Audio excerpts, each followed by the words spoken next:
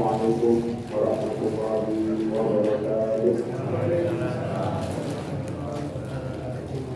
Alhamdulillahirabbil alamin. Adada khalqihi wa adada khalqihi wa zinata arshihi wa adada kalimatihi. Asyhadu an la ilaha illallah wahdahu la syarika lahu wa asyhadu anna Muhammadan abduhu wa rasuluhu la nabiyya ba'dahu. Subhanaka la ilma lana illa ma 'allamtana innaka antal 'alimul hakim. Allahumma anfa'na bima 'allamtana wa 'allimna ma yanfa'una ya rabbal alamin.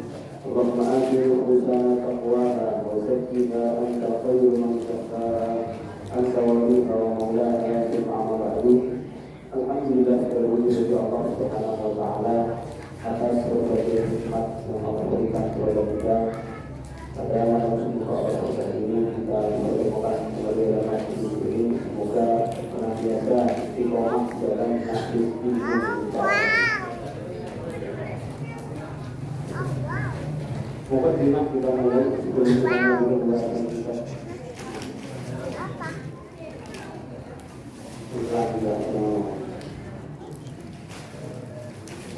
Kita mulai dengan surat Al-Baqarah. Surat Al-Baqarah ayat 127. Kemudian nanti surat Al-Maidah ayat 27. Yang sebelumnya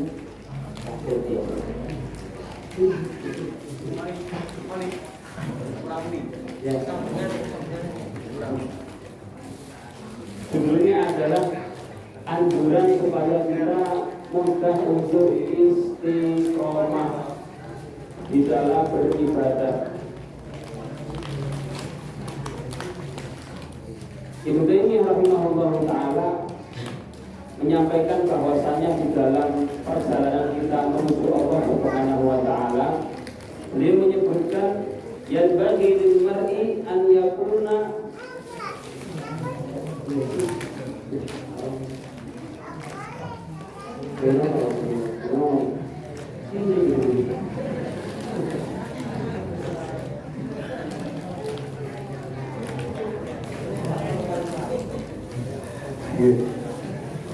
Ajeng gitu, masalah nih masalah.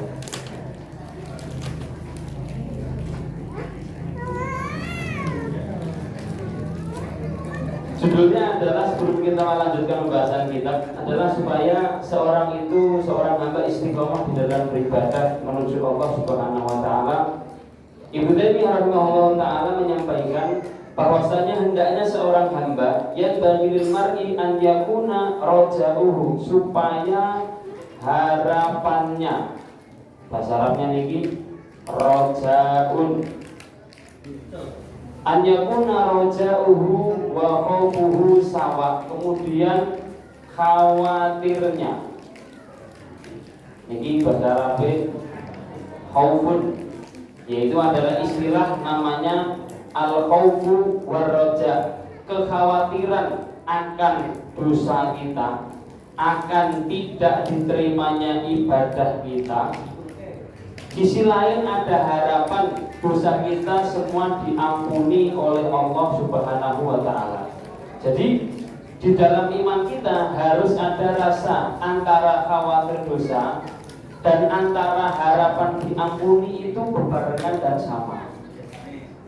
Tapi kemudian terkadang di beberapa keadaan tertentu memang kita harus lebih meninggikan khawatir daripada harapan. Imam An-Nawawi rahimahullah ta'ala, Imam An-Nawawi menyampaikan kapan kita meninggikan kekhawatiran. Oke, saat ini Pak, kita dalam keadaan sehat niki kudune luwih gede harapan apa khawatir niki Pak, kira-kira Pak?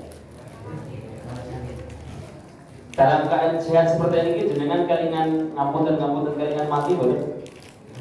Yes kaya ya ora kerja ngono wae terus madang ya madang ngoten nggih. Makanya Imam Nawawi mengarahkan dalam keadaan sehat yang lebih kita tinggikan hendaknya rasa khawatir kita kepada Allah Subhanahu wa taala.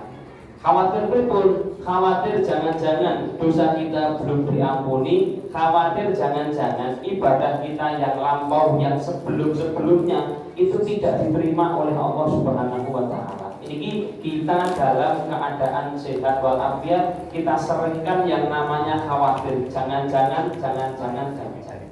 Ini membuat kita mudah untuk istiqomah.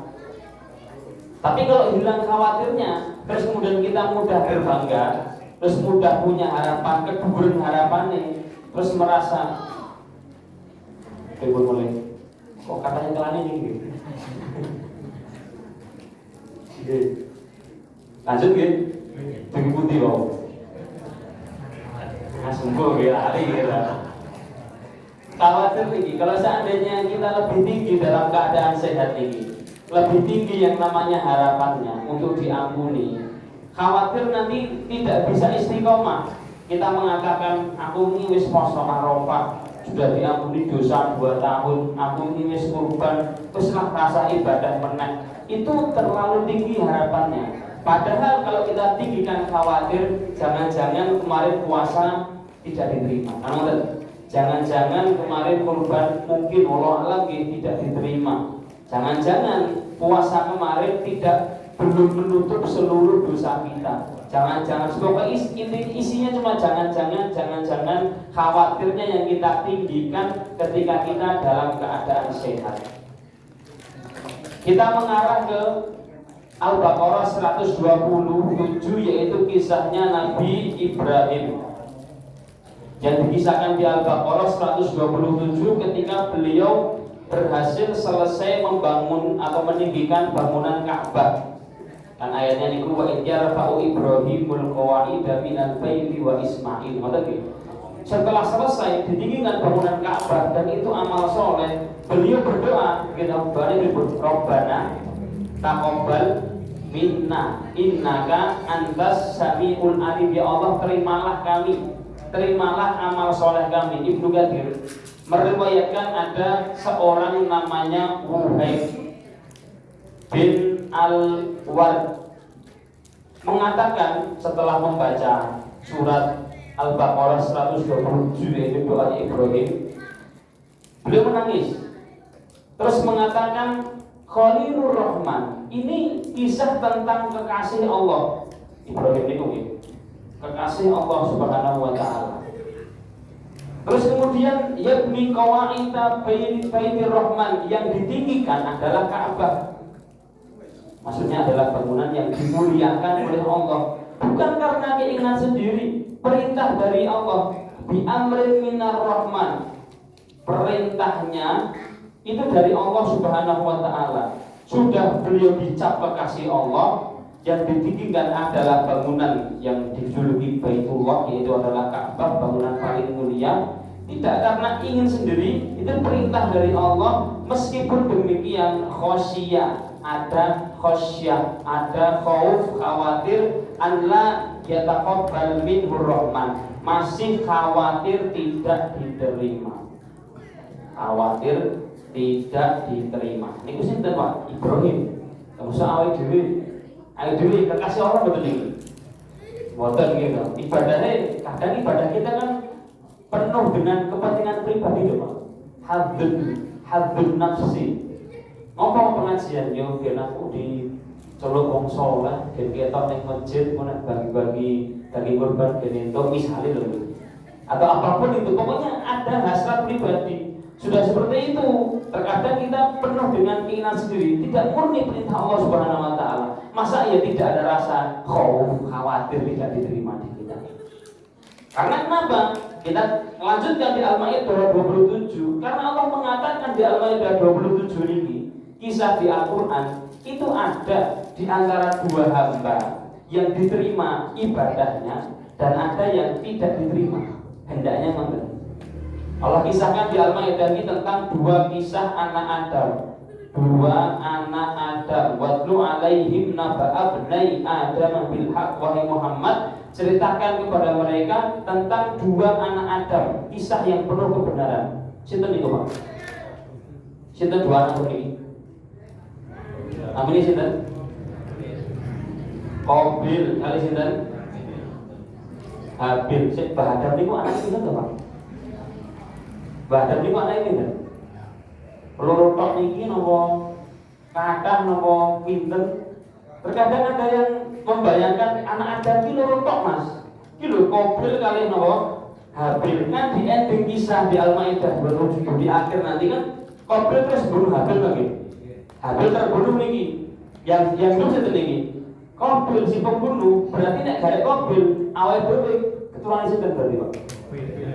Keturunan pembunuh betul niku ya. Boten. Baik. Ada kita perluas mungkin nggih. Di kitab namanya Tafsir Imam Al-Qurtubi. Imam Al-Qurtubi menyebutkan riwayat dari sahabat Ibnu Abbas radhiyallahu taala anhuma menyampaikan bahwasanya lam yakun Adam, Mbah Adam niki Nabi Adam tidaklah beliau meninggal hatta yakuna ibnuhu wa ibnu ibnihi arba'in alfan, sampai jumlah anaknya, maksudnya anak apa?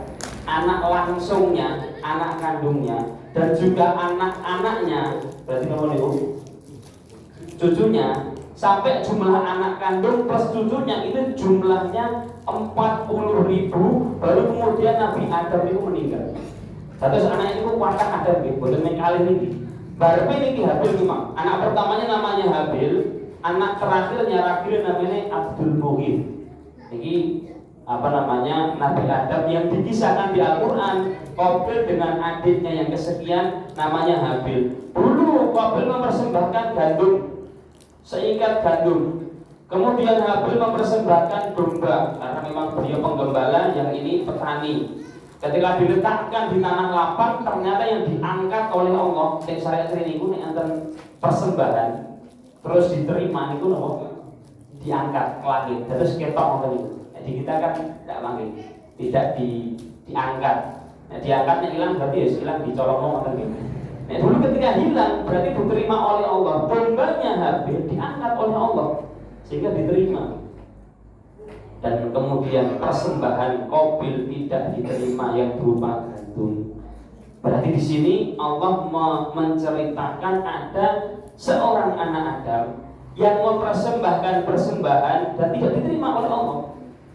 Memang jeleknya ketika itu na'udzubillah, kemudian Qabil merasa disaingi oleh Habil dan kemudian mengatakan kepada Habil, ini bahasa kita nih, aku enak keliling ke masyarakat bangga nek persembahanmu telah diterima, aku lah diterima. Terus terucap kata-kata yang buruk di akhir ayat la'aktulannak. Berarti tak pateni bener itu. Iri, keluar penyakit namanya nopo? Hasad, iri dengan amalan atau nikmat yang dimiliki nopo? Orang lain. Yang membuat Qabil membunuh Habil adalah sifat yang sangat buruk, yaitu adalah hasad. Intinya adalah di Al-Maidah 27 Bapak yang dirahmati Allah, itu Allah menceritakan ada persembahan kurban. Kurban itu artinya apa? Kurban itu kurban yang tadi ini. Jadi kan buka kita pikir buat nonton kitab kurban, buat nonton. Kalau kita kan sebenarnya kurban itu gitu. Fikih kurban mantan. Di kitab fikih tidak ada fikih kurban, dan ada fikih udhiyah mantan. Di Al-Quran yang ada kurban, kita beri Al-Maidah 27. Kurban ini artinya aslinya adalah dari asli kata qoribun, yang artinya adalah dekat. Kurban itu adalah persembahan yang kita tujukan supaya kita lebih dekat kepada Allah Subhanahu wa Ta'ala. Ini pun ada yang tidak diterima, yaitu adalah Qabil. Maka dalam keadaan kita kembali beringgit, dalam keadaan kita sehat, alhamdulillah ini di setiap ibadah kita, mari kita agak tinggikan rasa khawatir, jangan-jangan sehingga menggiring kita untuk menambah kembali. Yuk sholat mulai, nah yang kemarin belum tentu diterima. Kamu tak sholat sunnah setelah isya, ya kan kita tidak tahu pasti tadi wajib isyanya diterima atau tidak. Sehingga dalam keadaan sehat ditinggikan rasa khawatir. Adapun dalam keadaan sakit, yang ditinggikan adalah nomor ini harapan. Harus tinggi harapan, pokoknya semua insya Allah diampuni oleh Allah. Nek pas gerak ampun gede khawatir. Oh jujur aku mati sulh khotimah ya piye ya. ampun dosa, nanti ujung-ujungnya akan berputus asa dari rahmat Allah, dan itu malah dosa besar. Dalam keadaan sakit di kasur niku, yang kita tinggikan adalah harapan kita supaya seluruh dosa kita insya Allah, Allah niku Rahman, Allah niku Rahim, semuanya insya Allah diampuni oleh Allah Subhanahu wa Ta'ala. Ada teori dari sahabat Ali bin Abi Thalib ketika menasihati anak beliau, ini adalah Abu Hamid Al-Ghazali. Sahabat Ali mengatakan, ya bunayya, wahai anakku, khafillaha khaufan, wahai anakku, kamu itu punyalah rasa khawatir yang seandainya seluruh kebaikan penduduk bumi semuanya, seluruh, gak hanya kebaikanmu, kebaikan seluruh penduduk bisa dunia ini diberikan kepadamu, itu ada rasa lam yataqabbalah Allah. Mungkin saja Allah tidak menerimanya, meskipun kebaikan penduduk bumi diberikan ke kita, sehingga kekhawatirannya tetap besar kepada Allah. Sisi lain, wa ya bunayya urju minallahi raja'an, kamu punyalah harapan yang kepada Allah. Jikalau seluruh dosa penduduk bumi diberikan kepadamu, kamu tetap mengatakan ghafarallah, Allah Maha Kuasa untuk mengampuni semuanya tanpa terkecuali. Nah, maka di sini adalah supaya betul-betul rasa kita di dalam berjalan menuju Allah ini tinggi, sehingga bisa senantiasa istiqomah di dalam ibadah kepada Allah Subhanahu wa Ta'ala. Nek bab dunia yang sekarang agak-agak mengkhawatirkan, ini khawatir akhirat atau apa gitu? Betul khawatir dunia dong gitu. Betul khawatir bola sana ini dan gitu. Kalau masih khawatir betul dengan ini. Ini selesai nonton mawon gitu. Ulalah yo ketua MBG tidak di. Lah ya Allah. Niku khawatir dunia. Khawatir di sini khawatir tentang bab akhirat kehidupan kita di kelak mendatang. Baik.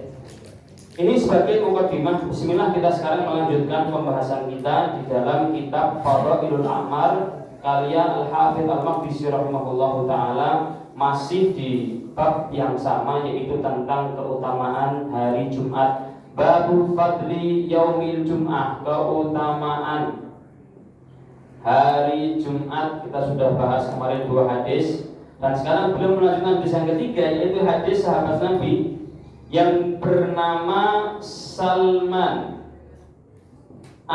Al-Farisi radhiyallahu taala anhu, atau dikenal dengan Salman bin Islam, yang berasal sebagai mungkin ini Farisi, mungkin ini Persia itu dulu, sekarang saat ini Iran. Persia itu dulu bukan negeri Islam, dulu dikuasai oleh kerajaan Romawi yang agamanya agama Kristen, misalnya gini, agamanya agama Nasrani. Salman berasal dari sana mencari Tuhan, sampai termasuk hadis yang menguatkan keutamaan Salman. Dan ini juga untuk kita ini, meskipun mohon maaf bukan orang Arab, ini ada sing keturunan Arab ini Pak. Arab konteks jenang ya. Ternyata meskipun kita bukan orang Arab atau mungkin ya secara nasab jauh dari Nabi, tidak usah yang namanya kecil hati. Kisah diriwayat Imam Muslim, hadis Anas ibn Malik.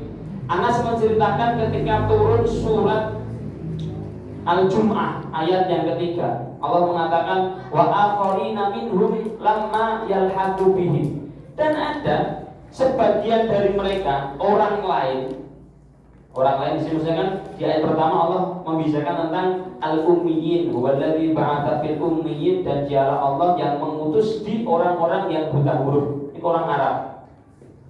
Kisah pertamanya yang Nabi ada di situ. Ada yang selain dari mereka, orang lain, lama yalhaqu bihim, maksudnya orang Arab ini sahabat Pak.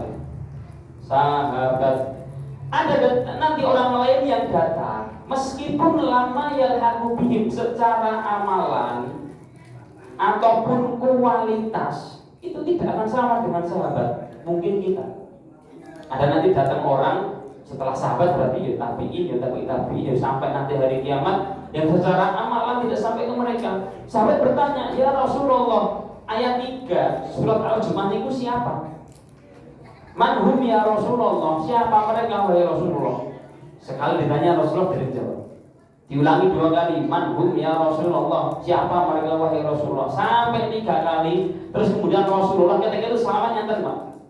Dipegang tangannya Salman, ditaruh di antara 2 telapak tangan dengan ini, ploknya tadi.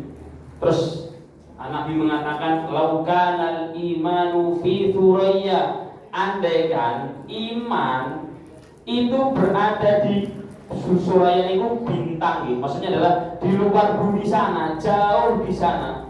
Andaikan iman itu berada di bumi jauh di sana, belahan bumi jauh di sana, lana lahu rajulun minhu. Niscaya orang-orang dari Salman ini seperti Salman yang jauh dari kita, bukan senasab dengan kita, itu juga akan mendapatkan yang namanya iman. Maka iman itu bukan kaitan dengan tempat, bukan kaitan dengan lingkungan yang itu tempat dalam arti tempat yang mulia. Enggak. Nah, kita di sini meskipun jauh dari Arab, nyata-nyatanya juga beriman la ilaha illallah Muhammadur Rasulullah.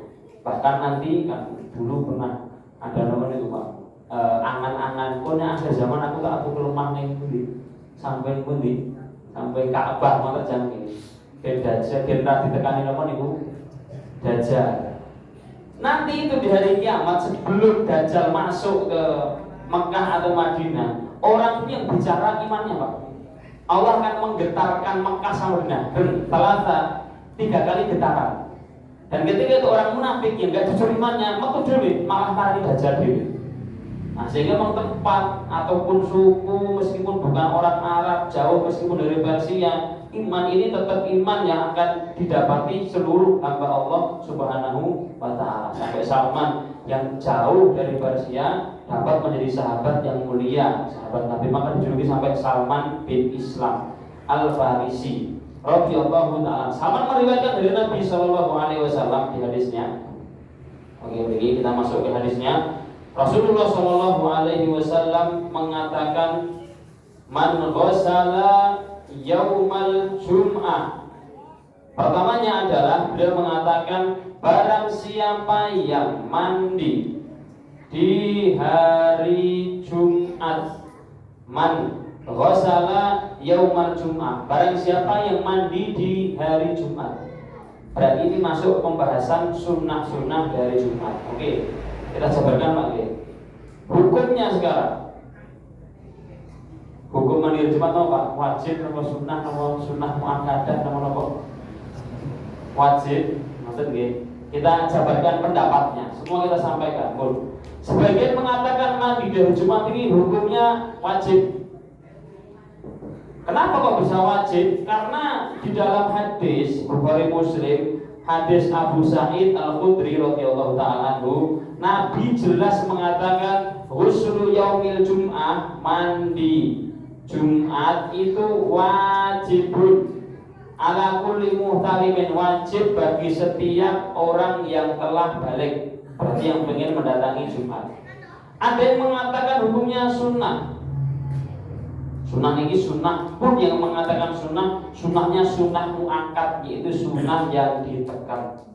Enak dalilnya buatan enak. Di dalam riwayat Muslim, yang ini riwayat dari Bukhari Muslim ini.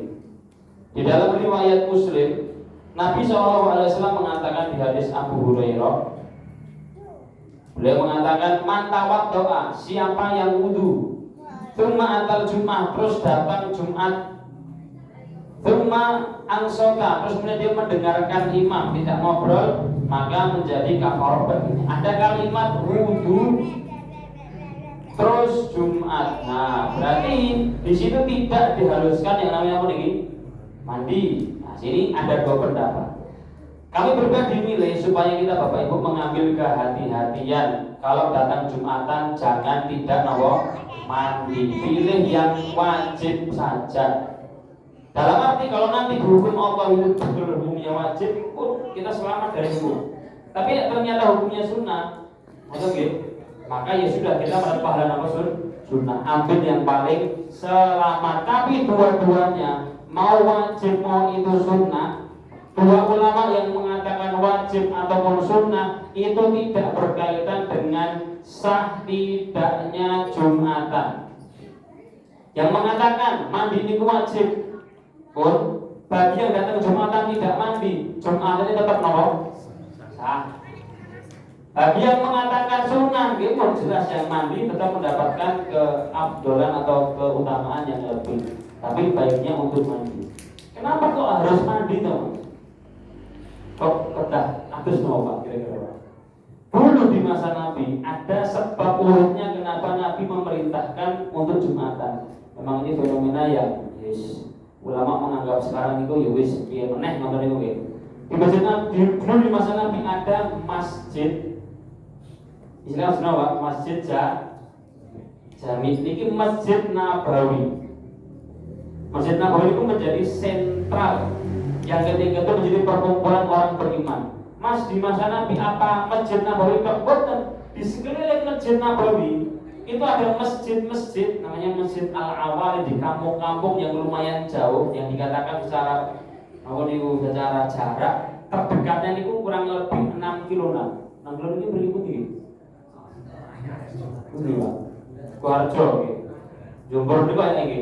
Ya kurang lebih itu terdekatnya. Masjid mriko nek saiki kan dengan per RT, masjid tunggal ngoten iki. Di masa Nabi meskipun ada masjid banyak, ketika Jumatan semuanya datang teng pundi Masjid Nabawi sak masjid tok. Maka ketika Nabi mengatakan hari Jumat itu hari raya, memang koyo apa niku? Memang kayak hari raya. Semua mendatangi Masjid Nabawi kumpul jadi satu, wis rame ngoten niku. Semuanya tanpa terkecuali. Lalu saat ini pripun nek masjid setiap masjid enten mun iki Jumatan ya sah mboten mawon Pak nggih. Wis angel-angel. Jadi dikirim ke masjid ini berarti. Dicukur harus. Atau mboten niku Pak. Ya adoh ya angel ya pokoknya banyak problemnya. Maka ya sini perbedaan pendapat yang ulama mengatakan ya wis ngoten mawon. Tetap sah dikatakan meskipun Jumatan di masjidnya masing-masing. Dulu mereka yang dari jauh itu ketika Jumatan datang ke Masjid Nabawi, Ibunda Aisyah radhiyallahu taala anha menceritakan kana nasu mahanata anfusihim. Dulu itu orang itu kerja khidmat untuk mencari nafkah diri sendiri. Pas hari Jumat itu mereka datang dari jarak yang jauh itu. Jarak yang sangat jauh ini. Pas datang ke Masjid Nabawi ya arikun, jenenge panas nggih, terus rada atoh balik mlaku keringetan mboten niku. Keringetan drelah keringetan dari siji ning Masjid Nabawi mau boleh bergerak niku. Wah ya sedep niku nggih. Nabi mengatakan lawi kasaltu kok ya sak durunge makan napa? Adus mandi dulu nek pas datang seger, pas perkumpulan itu tidak melukai hidung orang lain alias mambu niku nggih. Nah, ketika itu kemudian turunlah yang namanya kewajiban untuk mandi di hari Jumat. Jadi kebayang Pak jauhnya masjid-masjid selain Masjid Nabawi. Dan dulu ketika Jumatan semua ke Masjid Nabawi. Ketika sholat Id, teng pundi ya? Sami ya, teng Masjid Nabawi. Dari sini jadi saya menerka kenapa kok Nabi ketika terkumpul jadi satu Jumat plus nopo plus hari raya gitu. Pas hari raya ngepasti dinten nopo Jumat Nabi membolehkan untuk tidak nopo dan jaraknya coba mriki mlampah Pak. Enjing kon mlampah ning mriki balik belah mlampah melih apa boten niku. Wah yo berat gitu. Meskipun di Masjid Nabawi tetap ditegakkan yang namanya Jumatan. Nah, ini memang fenomena khilaf yang sudah dibahas dulu dan tidak ada yang kemudian mengatakan Jumatan di masjid sendiri-sendiri tidak sah mohon gitu. Insya Allah nopo sah nopo. Baik. Ini yang menjadi penyebab kenapa kok sampai ada kewajiban mandi di hari Jumat. Oke. Sekarang kapan mulai mandi? Dimulai mandinya adalah di pagi hari setelah subuh. Ini waktu dimulainya karena di hari selain Nabi mengatakan man iktasala yaum, barang siapa yang mandi di hari dan hari itu dimulai ketika pagi ini hari. subuh dan lebih dekat, lebih baik, lebih dekat ke Jumatan, lebih baik untuk mandi. Karena supaya ketika datang ke masjid itu di setiap perkumpulan Islam itu selalu ada syariat mandinya. Jadi kan ketika ajeng cek. Nah, ketika ingin umroh sebelum ihram nih lho Pak, ingin nanti umroh gitu. Ini kan disunahkan apa? Mandi. Sebelum masuk Mekah, sebelum masuk Masjidil Haram nih disunahkan kan apa? Mandi. Jumatan, mandi. Hari raya, mandi. Ya, apalagi hari raya. Hari raya ini agak unik, mandinya disunahkan meskipun untuk ibu-ibu yang haid. Ibu haid kan mandi pas dalam keadaan haid, mandi ini sah betul itu, betul sah. Tapi khusus untuk hari raya dianggap tetap disunahkan mandi karena mandi kita untuk hari raya bukan tujuannya untuk sholat betul, tapi untuk memuliakan hari raya. Jadi di setiap perkumpulan Islam selalu ada syariat mandinya yang menunjukkan Islam memperhatikan yang namanya kebersihan. Kalau betul betul cocok dengan mau lanang nanti itu rotok reget tidak mampu kan yo cak lanang yo biasa toh. Namanya cak pondok itu yo. Nek di kalau iyo bersih masuk yo reget ngoten niku anu kan anak laki-laki biasa ngoten lagi. Senenge kok bawa anak laki-laki. Nabi pun kasihan bener Pak. Gersihan sallallahu alaihi wasallam. Islam menunjukkan supaya bersih di setiap perkumpulan. Baik. Pertama, Nabi mengatakan barang siapa yang mandi di hari Jumat, man igtasala yaumal jum'ati thumma ghasala. Kemudian membersihkan. Diriwayat thumma tatahhara mastata'a. Kemudian dia membersihkan yang bisa untuk dibersihkan. Oke, di sini ulama mengarahkan bahwasanya di hari Jumat itu ada sunnah-sunnah yang nanti mengarah ke hadis Abu Hurairah. Di dalam riwayat Bukhari Muslim, Nabi mengatakan al-fitratu khamsun, fitrah itu 5. Fitrah ini adalah maksudnya sunnah para nabi bagi. Sunnah para nabi 5 bahkan 8. Yang pertama apa? Al-khitan, yaitu adalah khitan. Khitan ini hukumnya apa? Khitan ini hukumnya apa? Wajib atau sunnah? Wajib. Khitan ini hukumnya wajib bagi laki-laki. Pun perempuan khilafnya antara wajib dan sunnah. Ini nggak benar gitu. Saya tuh isi di beberapa tempat, isi ibu-ibu membahas bab khitan ini ibu-ibu tidak ada yang tahu. Namanya tante mas, sampai kumul itu. Ada dipikir ada dijelaskan rinci tentang khitan perempuan, bahwasanya itu hukumnya maksimal sunnah. Ada yang mengatakan wajib, tapi bukan berarti sampai saya pernah dengar itu katanya itu melukai atau bahkan menggolimi dan seterusnya itu enggak. Kita ini hukumnya wajib bagi laki-laki, sepakat bagi perempuan antara wajib dan juga sunnah. Kata yang isi tim kerjasama di ibu tadi saya tanya, jadi ini anda betul bu kita perempuan, betul tak? Tidak ada. Yang ini tadi, betul enggak? Masya Allah, ini ada saya dokter ini bilang hukumnya wajib ini. Perempuan ini loh, yang sekolah di kedokteran hendaknya mempelajari tentang lawan ini tentang perempuan secara syariat pribun supaya dipraktekkan sunniah.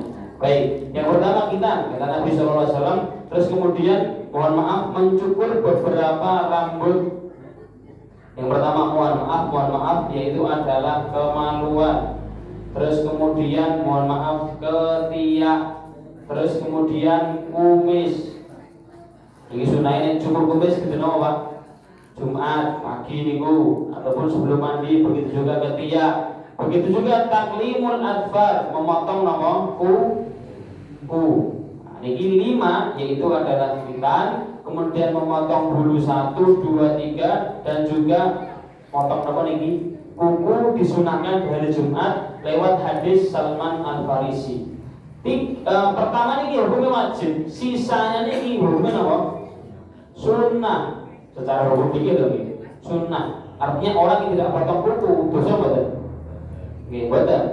Tapi sunnahnya untuk dipotong. Potong kuku menjadi wajib Ini kira penting rada bahaya nih. Potong kuku bisa menjadi wajib ketika dalam keadaan ketika wudu air tidak bisa masuk ke dalamnya kecuali dengan dipotong. Contoh ngapunten misalnya tukang cat. Biasanya kukunya kelebon apa nih, Pak? Kelebon catnya aja wudu mabuk boten niku. Boten. Mila kedah napa niku dipotong supaya air niku masuk ke dalam kulit. Kalau tidak dipotong, kemudian air tidak masuk, dan ini menjadi tidak sah nanti wudunya. Akan perhatian ini. Kecuali tidak bisa dihilangkan. Kayak misalnya bukan gitu. Kan kukunya kira-kira niku gitu. Sudah dibersihkan, tidak bisa bersih, sudah disikat berkali-kali tidak bisa, gitu niku diampuni. Tapi kalau bisa dipotong, maka wajib untuk dipotong. Potong kuku menjadi wajib juga ketika mohon maaf di kukunya ada najis. Namun misalnya, namun niku cawi ngoten niku adalah kok enten sing carry ngoten niku nggih. Niku kalau tidak bisa dihilangkan kecuali dengan dipotong, maka memotongnya hukumnya apa? Wajib. Nah, ini perhatikan. Begitu juga dulu kami pernah singgung niki, Pak. Cincin niku lho, Pak. Cincin sing pun napa niku? Sing pun alah wis kenceng sampai bentuk teng napa niki? Teng driji ngoten niku. Niku insyaallah kalau dicori air, airnya tidak akan apa? Masuk. Niku ngapunten kedah rada dicopot sekedhik ketika wudu supaya airnya apa? Masuk. Karena kalau tidak, wudunya tidak sempurna. Lah wis kadung sesak pun, Mas. Jadi ibu mang nyuwun ijol ning ngene bapak-bapak ini sebagai sing anyar ngoten nggih. Nah, ini adalah kalimat setelah mandi supaya membersihkan yang bisa untuk dibersihkan kaitannya dengan beberapa sunnah-sunnah para nabi. Ini ketika mengatakan al-fitrah itu adalah sunnah para nabi. Semua nabi melakukan sunnah ini. Semua nabi terkhitan, semua nabi membersihkan bulu-bulu yang ada, dan semua nabi memotong kukunya. Kecuali mungkin Nabi kita Muhammad dikatakan dalam riwayat beliau sallallahu alaihi wasallam ulida maktuna. Ini istimewa nih. Nabi Muhammad itu terlahir dalam keadaan apa? Sudah terkhitan. Dikatakan di kitab Samayah demikian. Jadi tidak ada yang mengkhitan Nabi kita Muhammad sallallahu alaihi wasallam. Nabi Ibrahim riyen dikhitan. Dan ketika dikhitan umur itu Pak Ibrahim itu Pak 40 niku ya wis alat pun niku nggih, pun poel nggih. Lek niku dikatakan bil qadum. Nabi Ibrahim dikhitannya dengan menggunakan qadum. Qadum niku kampak, Pak. Dados nek boten presisi niku kok rada medeni iki.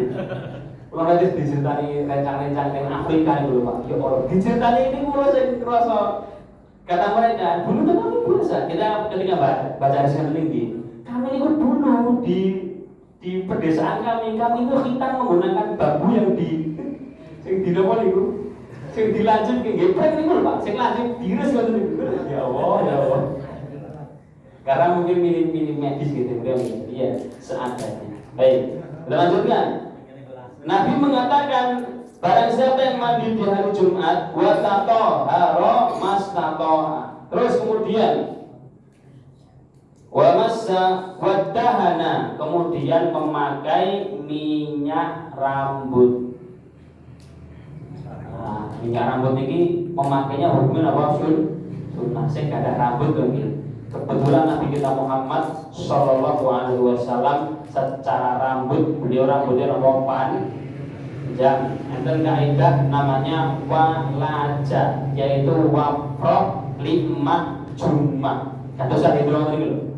Rambut Nabi niku nek dibikak niku sementen. Dari sisi depan niku hampir ke telinga. Pun sisi depannya sampai depan ngenten iki. Sisi belakangnya hampir memukul pundak beliau. Niki wafroh lima jumah. Memang dawa. Rambut Nabi kita sallallahu alaihi wasallam senantiasa panjang. Beliau itu mencukur rambutnya di riwayat hanya 2 kali saja. Sallallahu alaihi wasallam. Maksudnya 2 keadaan. Ketika setelah umrah dan haji. Dan selain itu sekali toh. Sallallahu alaihi wasallam mencukur rambut. Bener bandingi mak gondrong sedaya. Terus Mas nyukur rambut angsal nggih angsal. Nabi mengatakan man kana husa'run falyubihu, barang siapa yang punya rambut silahkan dimuliakan. Tentu nggih gondronge Nabi tidak seperti gondronge awake dhewe pakai. Gondrong Nabi niku karena beliau gondrong niku postur tubuhnya pas nek beliau gondrong. Ketok gagah. Meskipun gondrong rambutnya niku wangi. Bahkan ketika dicukur pas umur niku jadi napa? Rebutan sahabat Nabi sallallahu alaihi wasallam. Ya secara hukum maka ulama mengatakan gondrongnya Nabi niku hukumnya mubah. Napa?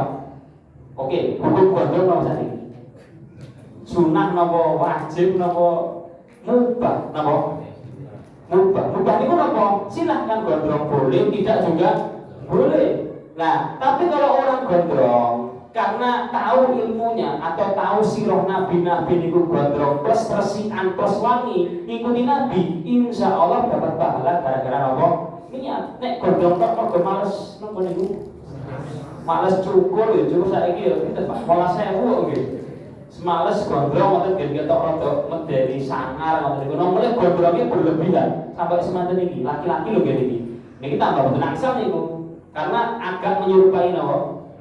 Wanita. Nah, si gondrong di pol semen iki sak pundak ngene iki terus diketok ngoten niku. Karena rambut beliau niku panjang, maka beliau sangat suka memakai minyak rambut yang ketika itu dipakai adalah minyak napa zaitun.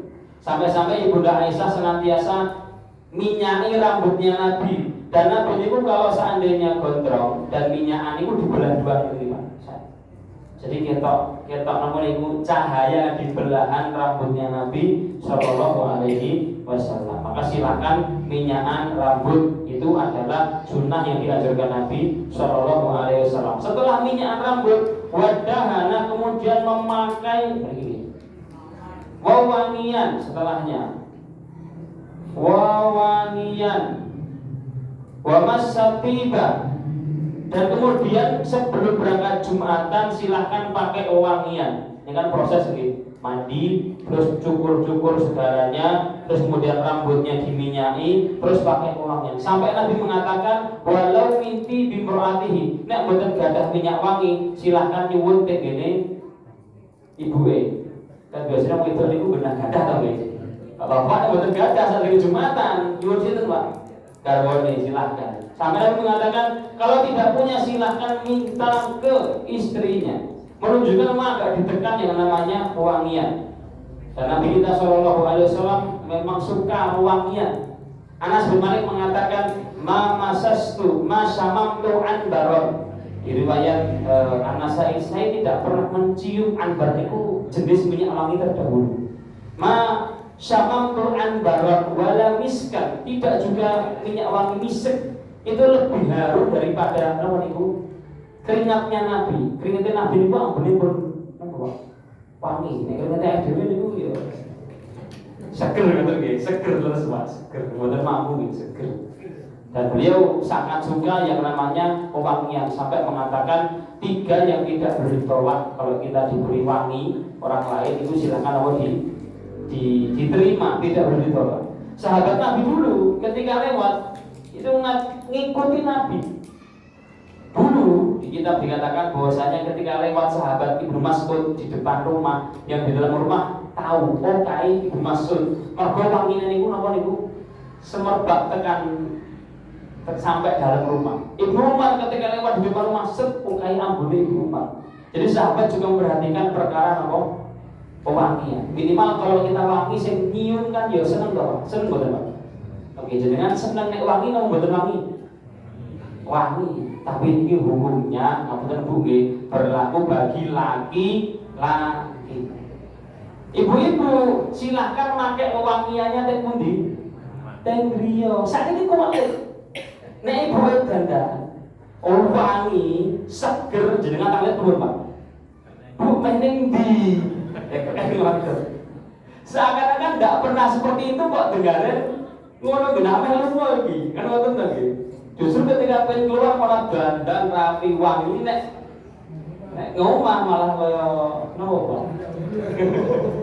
Iku silakan dibalik ngoten nggih. Karena niki sunnah yang diajarkan oleh Rasulullah sallallahu alaihi wasallam. Oke, iki wewangian silakan ditekankan sebelum berangkat ke masjid. Nah niki harusnya enten nggih. Bener kan? Di tenggelam nggih. Teng kocan niku nggih. Entek, ana ilang malah. Di beberapa masjid disediakan di depan masjid itu napa niku parfum nek ditaleni ngoten ya jane wis disediakan dadak di colong bondo niku kebangetan nggih masyarakat iki nggih. Di beberapa masjid itu di depan masjid disediakan jajan ngoten ini mungkin baju matang pun napa niku telah silang kabeh. Cuma ya santai tujuannya untuk mewangikan ruangan dan juga masjid pun. Nah, kita tambah sedikit. Setelah memakai wangian, kemudian beliau mengatakan "Tsumma masya", kemudian dia berjalan ke masjid. Bab berjalan sudah kita jelaskan. Walam yatakhatta riqaban nas, berjalan ke masjid sampai masjid tidak membelah shaf. Ini tidak boleh, Pak. Setelah kita datang ke masjid belalah keri, dilarang untuk apa?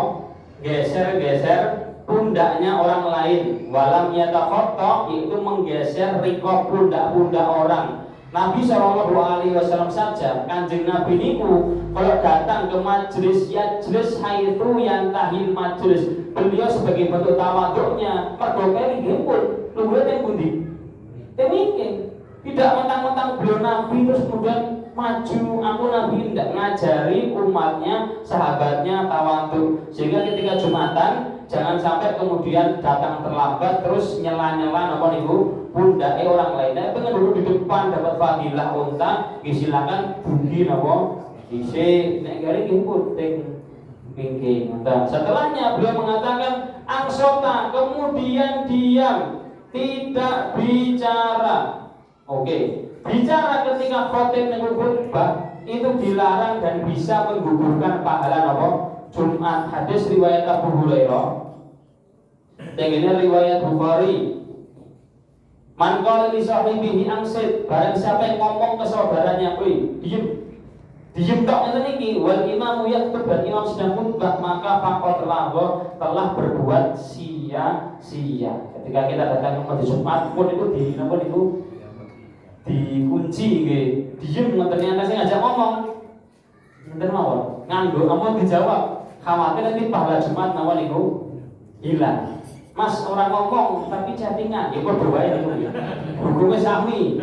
Chattingan sama dengan ngomong, HP di silent, mode pesawat, mulutnya diam mendengarkan imam khutbah. Khusyuk kebablasan turu malah gitu.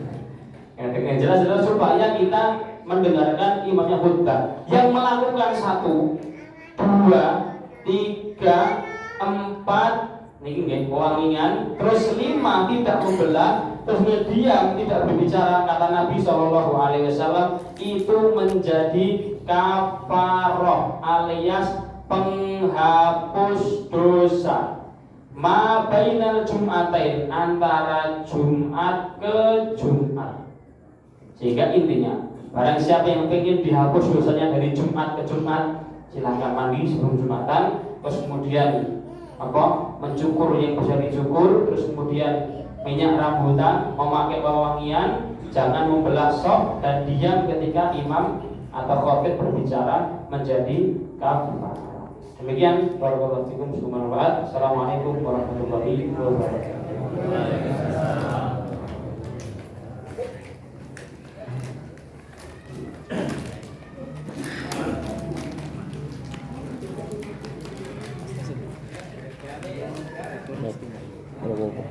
Ora mati untung.